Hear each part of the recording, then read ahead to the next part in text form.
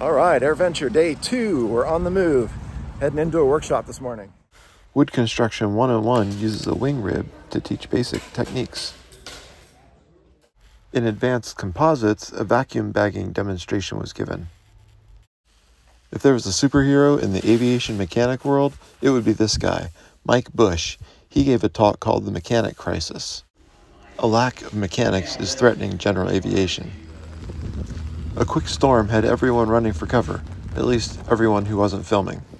But even wet airplanes are fun to look at, so we got back to it. The always awesome A-10 flew again, and joined in a heritage flight with a P-47, an F-22, and an F-35.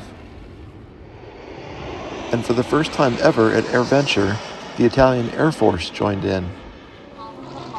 And it wouldn't be an air show without some great aerobatics.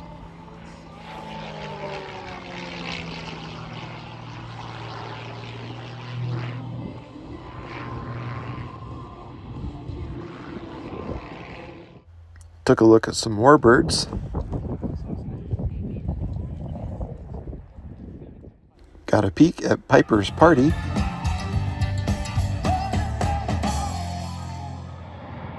And ended the day at the fly-in theaters Toward the Unknown.